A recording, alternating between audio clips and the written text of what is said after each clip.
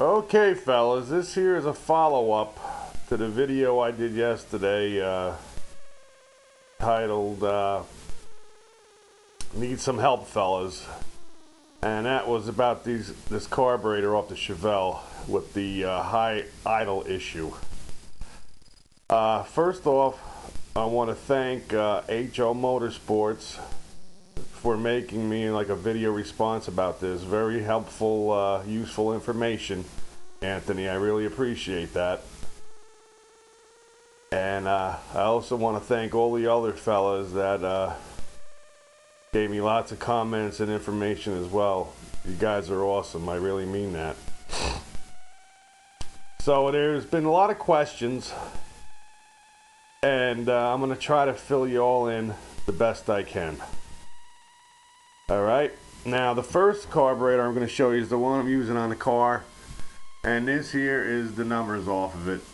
Okay, 650 double pumper, manual, secondaries, and choke. Here's the parts carb. There's the numbers off it. Basically the same thing with a different date code, I imagine. Okay. First thing I want to do is clear up an issue. A lot of people were saying, oh well, when it was over Pete's it was running like shit and this and that, and which it was true. When I got home, I solved that problem by changing the needle and seat. It was a flooding problem, okay?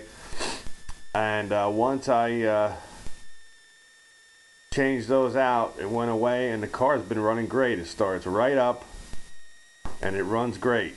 I did have a little hesitation at first. It could have been the old gas in there, but once I filled up the tank and ran it a little bit, no more hesitation problems. The only issue that I have is the high idle problem. And the only problem I have so far is trying to close the primary throttle blades. And the issue is the choke screw is all the way out, and the transition slots are still showing a bit too much.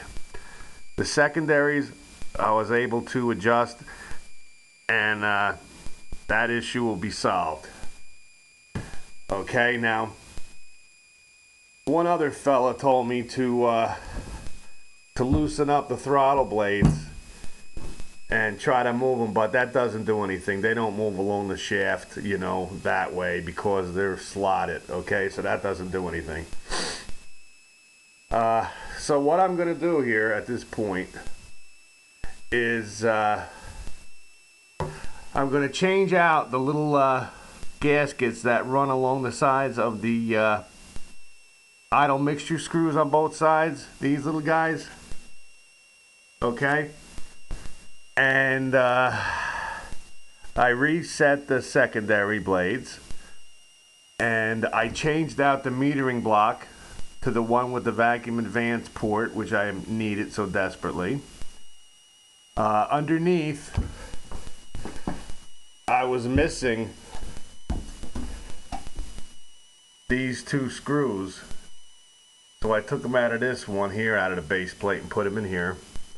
Okay, and then on top of that, I'm going to add this spacer so I can gain clearance to use my fuel line with the pressure gauge. Right now, as it sits, I had to use the regular one because this here was a little bit fat and it was hitting on my intake, the hose running from the heater hose. So my plan is to change out those little gaskets. We're going to put the spacer in, change the fuel, you know, the fuel lines here, and hopefully me closing those secondary blades is going to be enough to bring down that high idle, because there's no other way to close up the primaries. I've tried everything on here, and for some reason, I guess it's factory set that way, there's no way of closing them up. I mean, I've tried everything. I've looked and looked here and there, and everybody says that the only way of closing it is by way of the curb idle screw, which is all the way out, so that's not doing it. So hopefully, closing of the secondaries will bring down the idle. Then I could bump it up with the curb idle. That's the plan for right now, fellas. So I'm gonna get to changing these gaskets, and then tomorrow I'll probably put the spacer on and slap this all back together. Hook up the vacuum advance for the first time, and we're gonna see what happens, and I'll let you all know. But I just wanted to make it clear that there isn't any issue with starting up the car the way the carburetor was. It was only a high idle problem, and the lowest I could get it down with the way it was about 1100 RPMs. So hopefully this tones it down a bit, and if it doesn't, well, I'll get back to y'all. I want to thank all y'all for your support. Once again, I want to thank Anthony over at HO Motorsports. Awesome dude. And you know, I made this video because it seems like, you know, I wasn't maybe quite clear about the problem. You know, it's just a matter of wanting to close those primary blades just a little bit more down on those transition slots. So wish me luck. I'll let you know how it all turns out, okay? Alright, take care, fellas. Have a good one.